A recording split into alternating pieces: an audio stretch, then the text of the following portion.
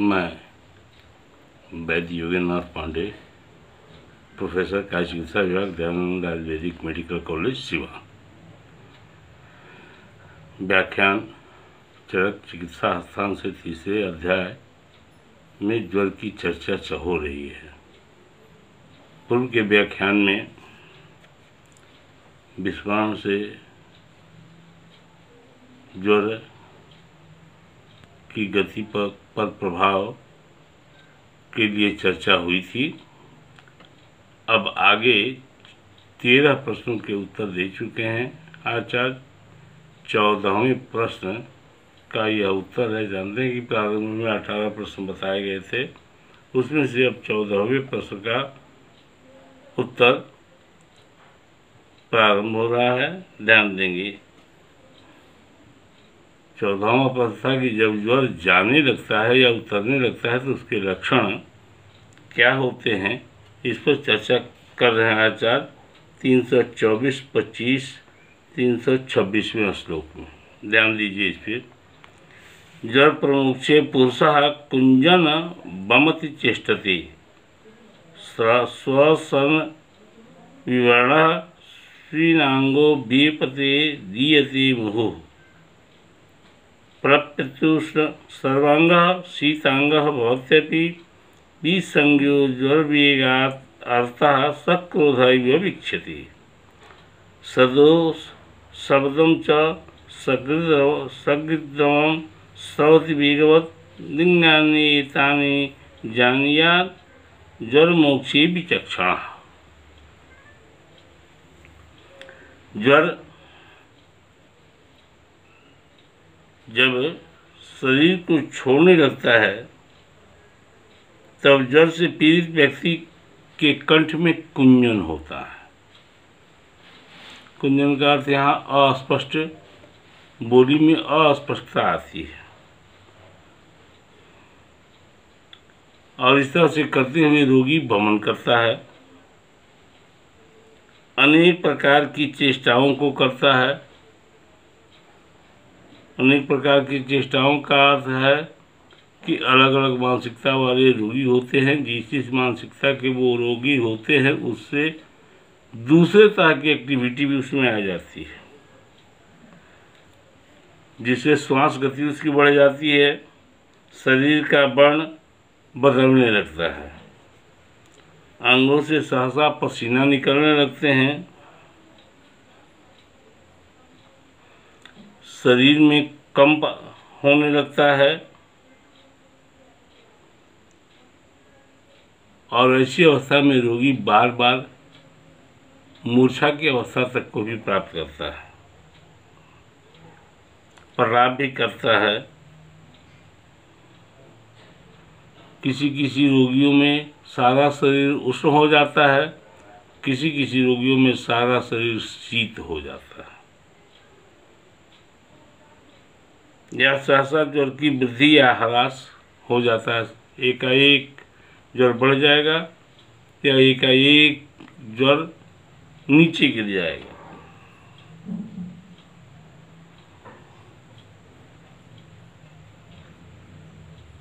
ऐसा व्यक्ति ज्ञान शून्य होकर के क्रोधी व्यक्तियों की तरह इधर उधर देखने भी लगता है। दोष के साथ शब्द युक्त और पतला मल का त्याग करता है। बुद्धिमान चिकित्सक इन लक्षणों का ध्यान रखते हुए यह ज्वर के मोक्ष के समय उपस्थित ये लक्षण हैं, इसको समझे। बहुदोषस्य बलवान प्रायेण भी नवोज्वलः सत्क्रिया दोष पक्त्याः चेद विमुंचति सुदारुणम। मोक्ष की दो प्रक्रियाएं हैं, दारुण और अज्वर। मोक्ष की दो प्रक्रियाएं हैं, दारुण और अदारुण। दारुण की चर्चा इस 327वें श्लोक में आचार्य कर रहे हैं कि जब बहुत दोष वाले बलवान पुरुष का प्रायः नूतन ज्वर अच्छी चिकित्सा द्वारा दोषों के पच जाने से सहसा छूट जाता है, तब ऊपर के लक्षण आते हैं। अब अदारुण बोल रहे हैं आचार्य 328वें श्लोक में, कृत्वा दोष वसाद वेगम क्रमाद परमंथिते तेषाम अदारुणो मोक्षो ज्वराणाम चिरकारिणाम। ये अदारुण की चर्चा हो रही है। जो ज्वर दोष के अनुसार अपना समय पूर्ण कर लेने के बाद क्रमशः नष्ट होते हैं, ऐसे कुछ दिन तक रहने वाले ज्वर का अदारुण मोक्ष होता है। इसमें ये ऊपर वाले जो उपद्रव लिखे गए मोक्ष के वो नहीं आते हैं।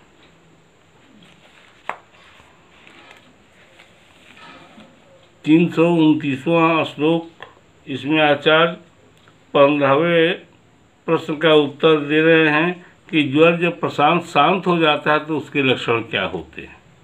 इस पर चर्चा कर रहे हैं आचार्य। विगत क्रम संतापम अव्यर्थम विमलेन्द्रियम युक्तम प्रकृति सत्वेन विद्यात् पुरुषम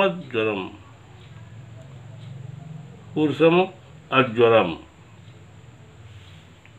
यदि ज्वर के छूट जाने पर मनुष्य क्रम और संताप से रहित होकर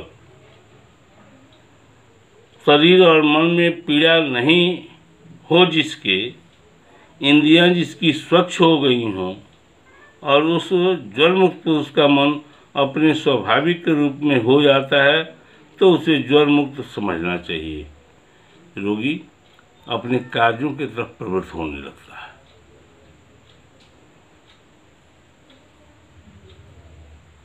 330 और 31वां श्लोक देखें।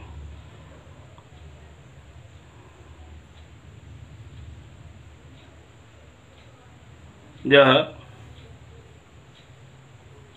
16वें प्रश्न का उत्तर दे रहे हैं आचार्य। ज्वर मुक्त होने पर पथ्य व्यवस्था क्या होनी चाहिए, इस पर चर्चा ये हो रही है। सज्वरो ज्वरमुक्त विदाहिनी गुरुणी च असात्म्य अन्यात् पानानि विरुद्धानि च वर्जयेत्। व्यवायम अतिचेष्टाश्च स्नानम अत्यासनानि च तथा ज्वरा समम जाति प्रशांतो जायते न च। यह प्रिवेंशन प्रिकॉशन ज्वरित व्यक्ति के लिए कहा जा रहा है। इसका ध्यान रखना चाहिए कि ज्वरावस्था में या ज्वर छूट जाने पर विदाही अन्न, गुरु अन्न, असात्म्य अन्न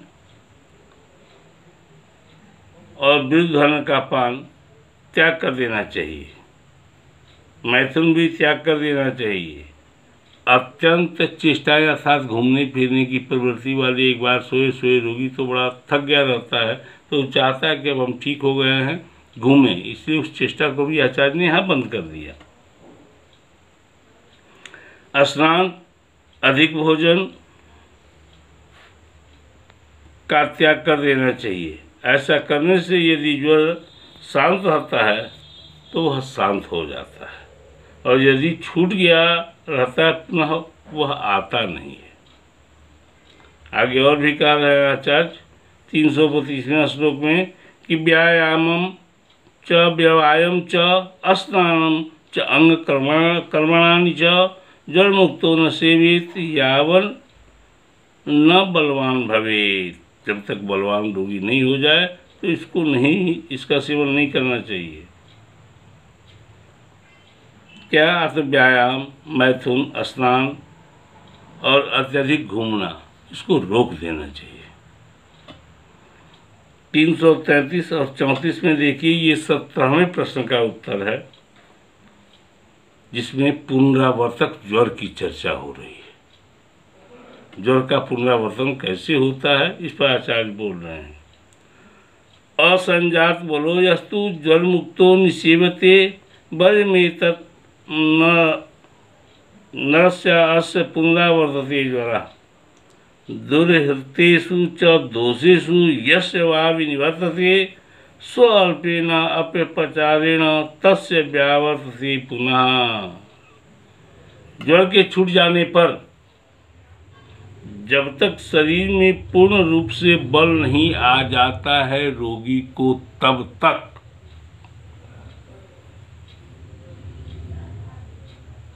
जो सेवन करने के लिए बताया गया है, मना किया गया है कि इसको सेवन नहीं करना चाहिए। यदि उनका सेवन रोगी करता है तो उस व्यक्ति को ज्वर पुनः आ जाता है, जिसको पुनरावर्तक ज्वर कहते हैं। अथवा यदि दोषों का निर्धारण किया गया पर समुचित रूप से दोष नहीं निकल पाए, दोषों का निर्धारण किया गया लेकिन वह दोष समुचित रूप से निकल नहीं पाए, तो पुनः वही ज्वर थोड़े भी आचार भ्रष्ट होने पर पुनरावर्तक होकर रूप धारण कर लेते हैं, फिर आ जाते हैं, जिसे पुनरावर्तक ज्वर कहा जाता है। 335 में फिर आचार्य इस पे बोल रहे हैं, चिरकाल परिक्लिष्टम दुर्बलम हीन तेजसम अचिरैनैव कालेन सहन्ति पुनरागतः। इस प्रकार वह पुनः लौटकर आया हुआ ज्वर अधिक दिनों से पीड़ित, दुर्बल और दुखित मन वाले पुरुष को कुछ ही दिनों में शीघ्र मार देता है। आइए आगे बढ़ते हैं। अथावपि परिपाकम धातुस्यैव क्रमात्मला यान्ति ज्वरम कुर्वन्तस्ते तथा अप्य कुर्वते दीनतां स्वैथुं ग्लानिं पाण्डुतां नात न कामतां कंडूरुतकोठ पीड़िका कुर्वन्त्यग्नि च ते मृदुम। यही दोष यदि शरीर में शेष बच गए हैं, वह दोष यदि ज्वर में पुनरावर्तक द्वारा घातक न भी हो, मार नहीं भी पाए हों, तो भी धातुओं में क्रमशः पकते रहते हैं धातुओं के साथ। जबकि धातुओं में जब पहुंच जाते हैं ये दोष, तो धातुओं के साथ उनका परिपाक होता रहता है और वे दोष गंभीर धातु में प्रविष्ट हो जाते हैं।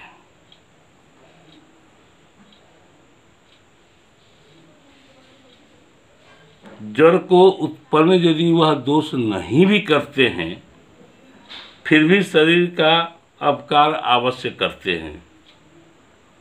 ऐसे रोगी में दीनता, शोथ, ग्लानि, पांडुता,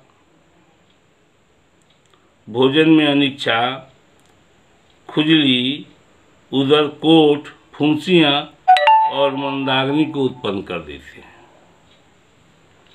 336 और 37 की व्याख्या के बाद 338 और 39 श्लोक देखें।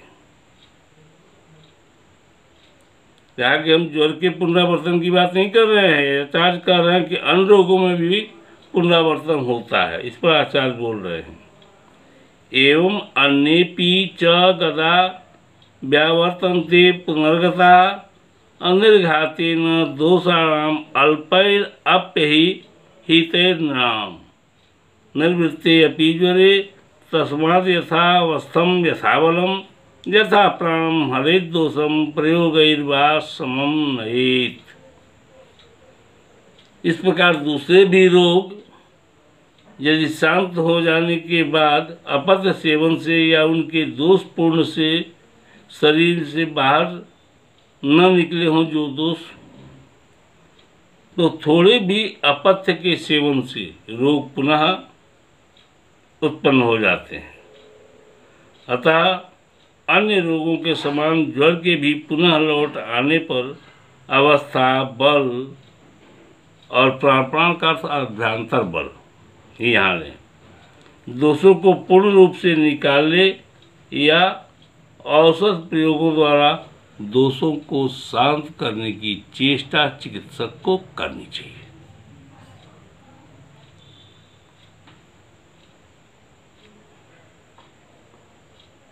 अब 18वां प्रश्न इनका है, उसका उत्तर दे रहे हैं कि पुनरावर्तक ज्वर की चिकित्सा कैसे की जाए।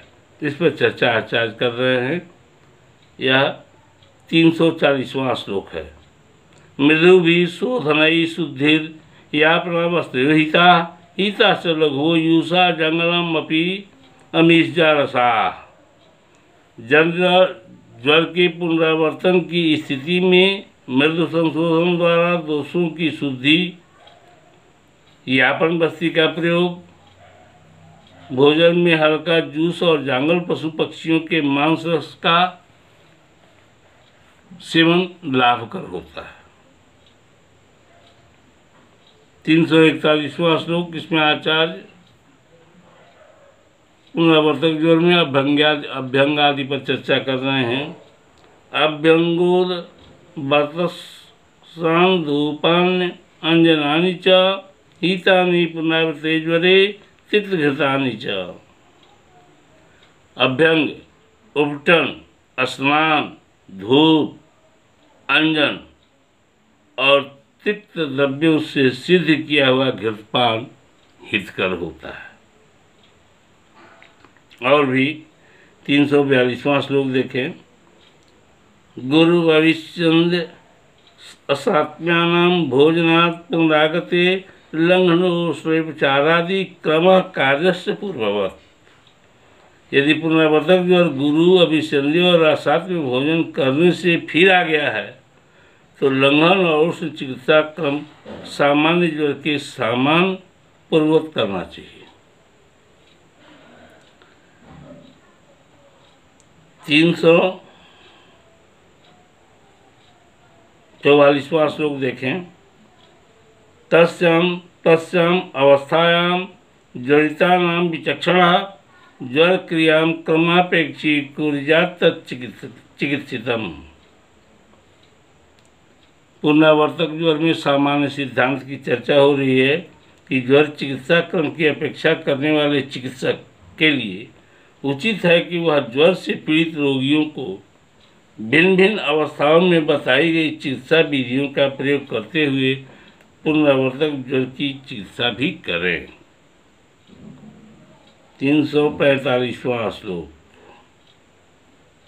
रोगराट सर्वभूतानां अंतकृत दारुणो ज्वरः तस्माद् विशेषतस्य अस्य यतिर्थ समीभिषक्। ज्वर रोग रोगों के समूहों का राजा है। सभी प्राणियों को के अंत समय में नाश करने के लिए ज्वर शरीर में आता है। इसको पूर्व में आपने जो कथा सुनी थी वह भी इसके प्रमाण है। विशेष रूप से भयंकर ज्वर, अतः चिकित्सक को ज्वर की चिकित्सा में विशेष सावधानी बरतते हुए प्रयत्न करना चाहिए। 346वां श्लोक। यथाक्रमं यथाप्रश्नम उक्तम ज्वर चिकित्सितम आत्रेयाणाम अग्निवेशाय भूतानां हितकाम्याय। इस प्रकार प्राणी मात्र के हित को चाहने वाले भगवान आत्रेय पुनर्वसु ने अग्निवेश के लिए ज्वर चिकित्सा के विषय में जिस क्रम से जो प्रश्न किया था उसका उत्तर दे दिया गया और यहाँ ज्वर का यह तीसरा अध्याय समाप्त होता है। धन्यवाद।